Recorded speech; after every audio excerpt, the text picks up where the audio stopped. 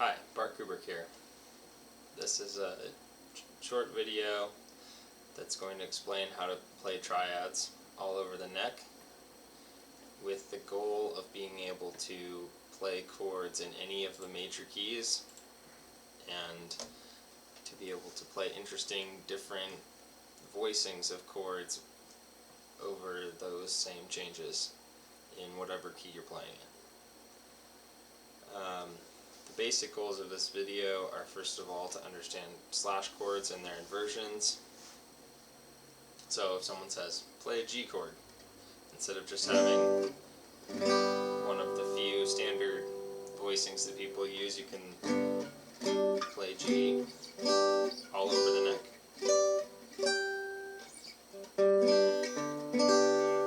And also, you hear a lot about the circle of fourths, but the circle of fourths is something that you want to have in your fingers and not just in your brain, so that you can play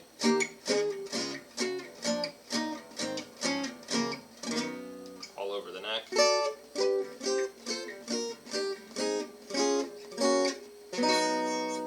Circle of fourths.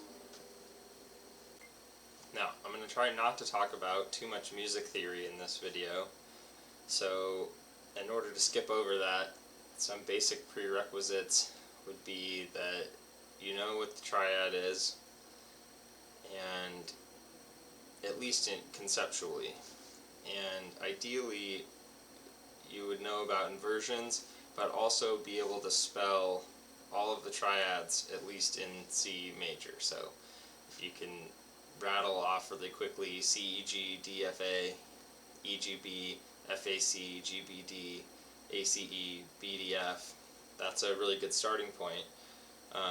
But you can also learn this stuff through this video because the idea is that this basic information you need to have memorized and in your fingers, so that when you're playing G and you play the inversion, you know that the B note is the third, and that's what's in the bass of the first inversion. In the simplest definition of inversions, no matter what's above the chord,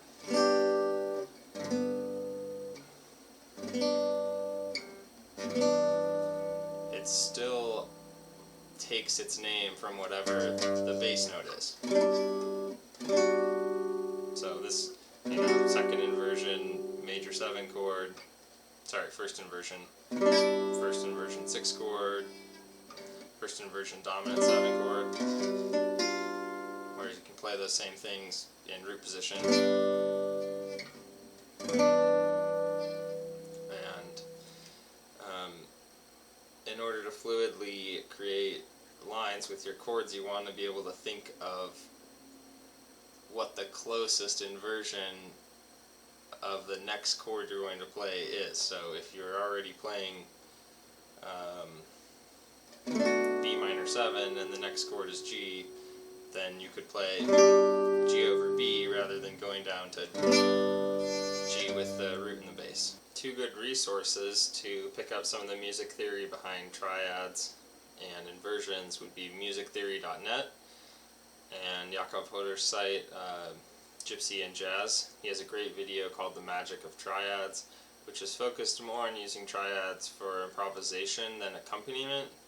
I'm thinking more from a really rudimentary, what chord should I play when I look on a piece of music and it says to play some major chord. And Yaakov's videos are way more in detail. He has hours and hours on just the triad, and also really great arpeggio. Now when I talk about open chords in this video, I'm not talking about chords that use the open strings, but in the more strict definition of chords, an open chord is one that goes more than an octave. So I'm going to use drop 3 voicings, which have just 3 notes, but they're bigger than an octave. The octave is here, and we have in this case a third above the octave. These chords are really common in big bands, because in a big band there's so many other instruments that there's no way there's any of the notes you're going to play, someone else is probably playing the same note. So your function is more to keep rhythm. And you have a lot more control when you're just playing a few notes. Now the other type of chord are what are called closed form triads. So we have just the triad and then an octave.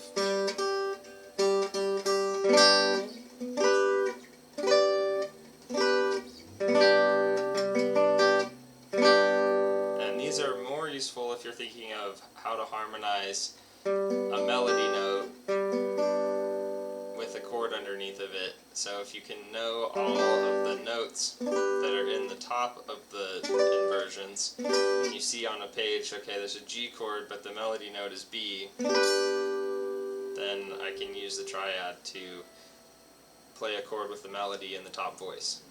So a quick look at each of these types of voicings.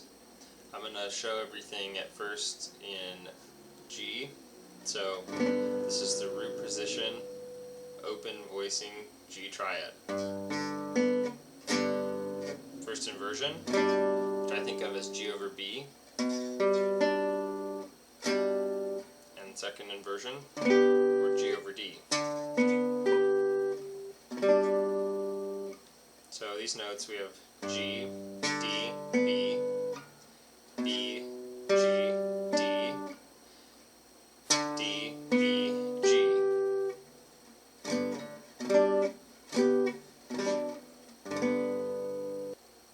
And for the closed form triads, we have G root position, or G over G if you want. First inversion, or G over B. And second inversion, G over D. Those notes are G, B, D, G,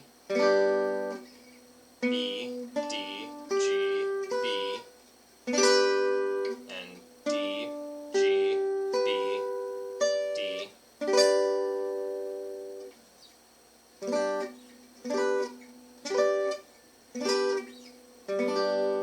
So I have 4 exercises that I do every day that help you see how these chords relate both to each other and to their inversions up and down the neck in every key.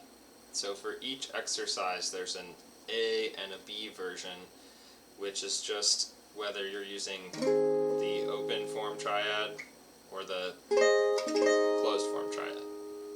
So in the first exercise we're going to move what I consider down the neck in this direction, starting on E flat. And it's really important with these exercises you say the chord name out loud, because the point of these is that you can quickly recall these chord shapes and play them in the correct position when you read them. And so when you say them out loud, that helps establish in your mind what you're actually playing. So it's pretty easy to just mindlessly play down the neck, but you only want to play these at whatever speed you can say them out loud. E flat, A flat over E flat, D flat, G flat over D flat, B, E over B, A, D over A, G, C over G, F. Now F we also go an octave higher here, which makes it easier to lead to the closed form triad. B flat over F, E flat, A flat over E flat, D flat, G flat over D flat, B, E over B, A, D over A, G, C over G, F, B flat over F, and if you like to resolve it, you can play. Okay, the second exercise involves using the same cycle of fourths to move up the neck instead of down the neck. And to do that, we're going to start on F. Now the first chord change to B flat over F, I wouldn't really play this chord because of the open note. I'd play B flat over F here, but it is convenient when we go to the closed form triads to also be an F. So F, B flat over F, E flat over G, A flat, D flat over A flat, G flat over B flat, B, E over B, A over C sharp, D, G over D, C over E. This goes back to F if we were staying with the open form triads, but this F is what we're going to lead to in the exercise. F, E flat over F, E flat over G, sorry, A flat, D flat over A flat, G flat over B flat, B, E over B, A over C sharp, D, G over D, C over E, and to resolve it, F. Now one thing to note with this is that's related to the fourth exercise is whenever you play the first inversion, which is over the third of the chord, it creates a leading tone to the next chord, and this is actually used a lot, like you can think of the bass line.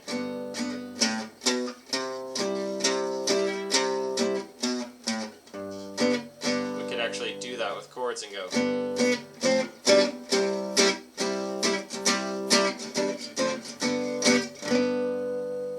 Something to keep in mind when you're playing these exercises. Now the third exercise is actually just the second exercise, but starting on a different note. And start on D over F sharp because that's the lowest of the first inversion chords we can play. And once again, there's an open note here that's not great to play, but because it's nice to start on the closed form triad with D over F sharp, we start the open form triad the same way. But I'm not going to go through it here because there is a play along video that goes through all of these, and these exercises are in the associated PDFs as well, so you just repeat the same ideas as in the other exercise. The final exercise is probably the hardest one, but one of the more useful ones because you end up moving around the neck a lot more quickly, and it builds on the concept of creating an approach tone. So it only uses the root position and first inversion of each chord, and what you do is move from the root position to the inversion, creating a leading tone to the chord that's a fourth away in this circle of fourths. So in the open position we have G, G over B, C, C over E, F, F over A, B flat over D, E flat over G, A flat over C, D flat over F, G flat over B flat, B over D sharp, E over G sharp, A over C sharp, D over F sharp, finishing on G, and in the exercise we'll move straight from D over F sharp to G, G over B, C, C over E, F, F over A, B flat over D, E flat over G, A flat over C, D flat over F, G flat over B flat, B over D sharp, E over G sharp, A over C sharp, D over F sharp, and G. Those are all the exercises. Hope you find them useful, and that after just a few weeks of doing this, you'll be able to play any song that only has major chords anywhere on the neck. Thanks for checking it out, and stay tuned for the play along video. I'm going to make a separate YouTube link that you can find in the description to the play along video, but I'll also include it here. I just thought it might be nice if you don't have to watch all this over again. Cheers.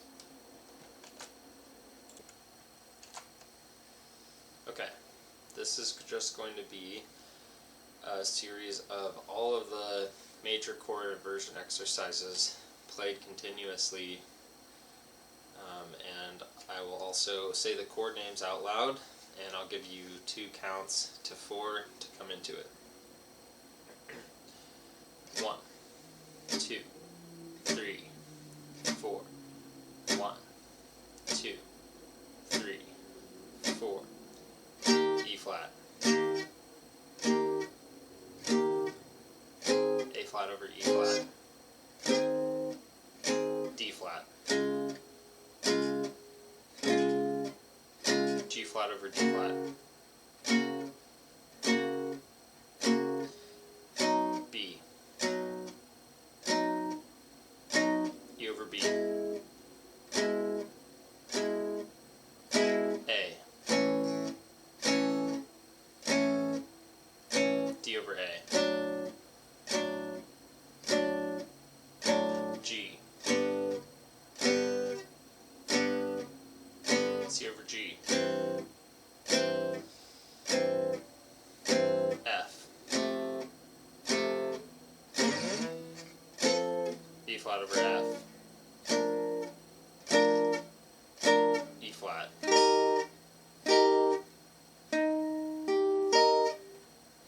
A flat over E flat. D flat. G flat over D flat. B.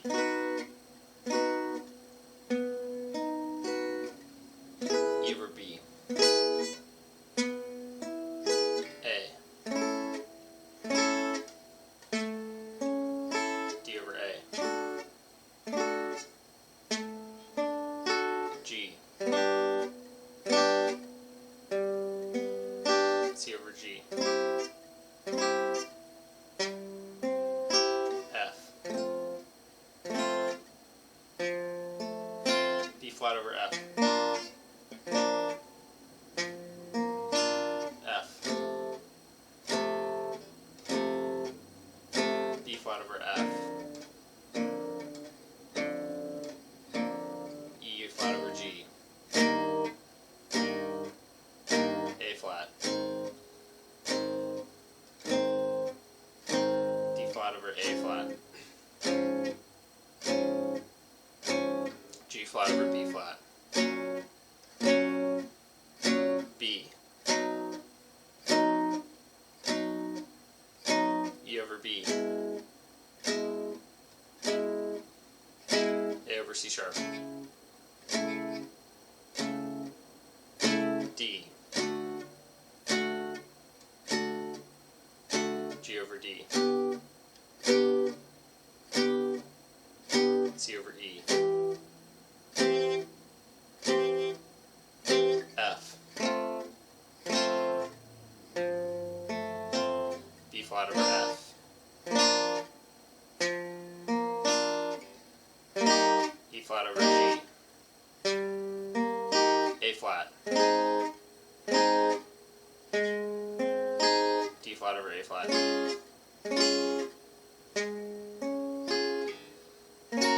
G flat over B flat. B. E over B.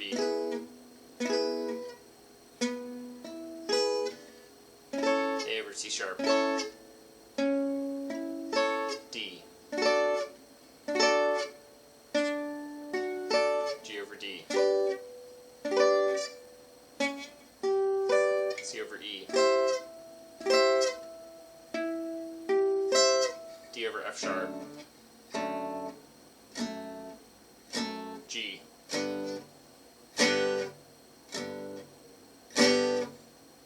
C over G. F over A. B flat. E flat over B flat. A flat over C. D flat. G flat over D flat. B over D sharp, E,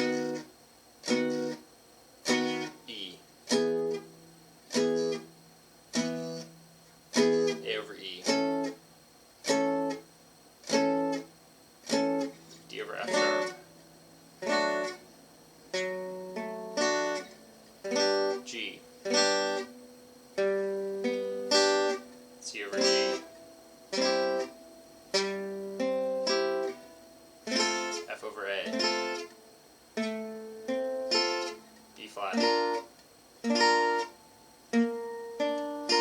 E flat over B flat,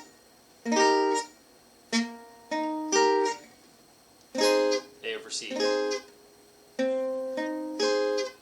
D flat, G flat over D flat,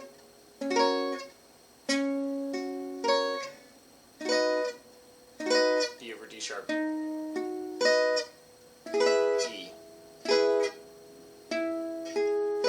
A over E, G, G over B, C, C over E, F, F over A, B flat, B flat over D, E flat, E flat over G, A flat, A flat over C, D flat, D flat over F, G flat, G flat over B flat, B, B over D sharp, E, E